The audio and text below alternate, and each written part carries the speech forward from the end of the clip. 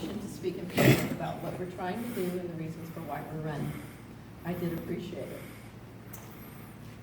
My principal reason for getting involved in this is a long history of being involved one way or another with healthcare in the county. And before that, when I was younger, since I come from a medical family. And I am concerned because when I got here over 27 years ago, there were something like 25 doctors, give or take, in private practice. And now there's like a third of that, and most of them are aging. And where are the replacements coming from? At the same time, the baby boomers are coming on, and the bell curve is not down here anymore, it's up here.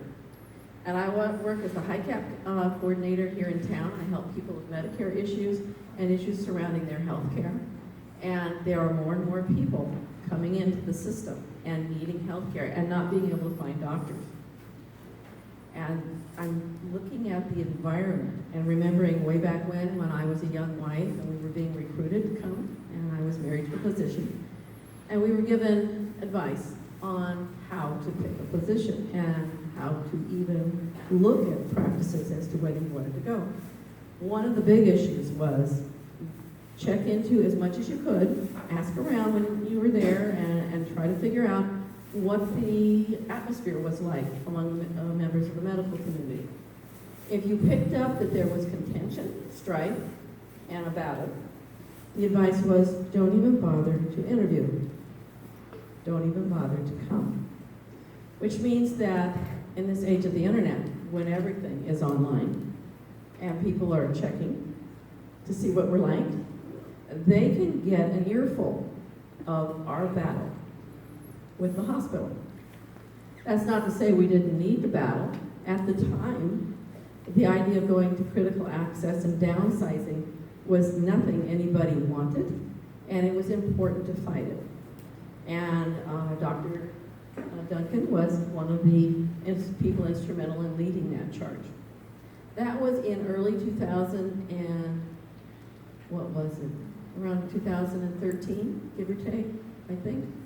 And then the Camden study occurred in the latter half of that year, in and around the time the Affordable Care Act kicked in. And nobody knew what was going to happen to the hospital because the hospital wasn't making money. They had too much they were not making money at that time. And they had too much unreimbursed care. And the best thing that happened was the delay in critical access, because it allowed the Affordable Care Act to kick in completely. And it allowed the state of California to renew something called the bed tax, which was expected to expire. They not only renewed it, they expanded it because they needed funds to match the federal funds flowing in from the Affordable Care Act, and it was the only source of funds. What that bed tax did was it was a kickback to the smaller hospitals based on their unreimbursed care.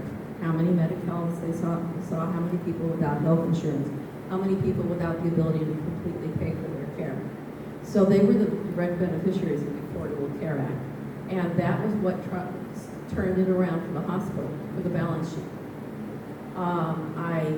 This is not my opinion. I did a lot of research when I was trying to figure out what the heck was going on. I wasn't even thinking about doing what I'm doing now. This is not exactly my cup of tea, but it seems to be necessary. And because of that, because they had a whole group of people who now have health insurance and a whole group of people who now have something called Magi Medi-Cal, where there was at least some reimbursement, they actually turned a profit. And that's that $10 million everybody's talking about. $8 million was a kickback from the hospital bed tax, and about $2 or $3 million was the fact that the people had insurance who normally wouldn't have come in or been able to pay for them. And since then, they've been in an expansion mode. I would say the hospital's done a pretty abysmal job of explaining themselves, and they have also done an abysmal job of involving the community in the decision process. They've been a little awkward at best, and they have stepped on a lot of toes, and I don't appreciate it any more than anybody else.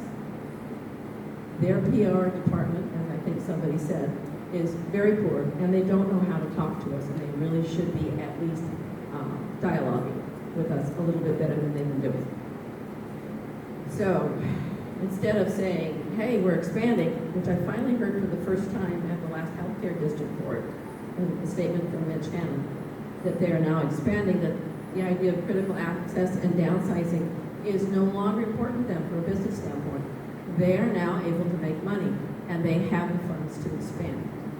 So they opened up an image center in Brookings. They've started an acute rehab center with some unused beds. And since I spent a year in case management as an intern, I happen to know that wing that they made into an acute rehab. The time I was there for a year in 2009, 2010, the only thing that wing was used for was the conference room and the occasional short-term and very infrequent overflow bed for a few hours. And that was just a holding place, and that would be one room. The rest of the time, that entire wing was empty. So the fact that they found a good use is good. And I also have a couple of clients who have told me about how they felt like their lives had been saved and they had a much better outcome because they were able to go directly into acute rehab here in town. So that's an expansion. They're not downsizing anymore. That particular argument is over. At this point, our problem and their problem and the open door clinic problem is enough quality physicians who are willing to stay the long term. And since it's difficult to recruit when you're fighting, they're making do with temporary doctors, the local tenants, and they're making do with people who are on contracts in short term.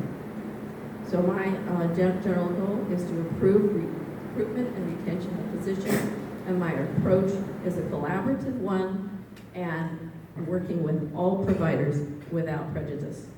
Thank you very much.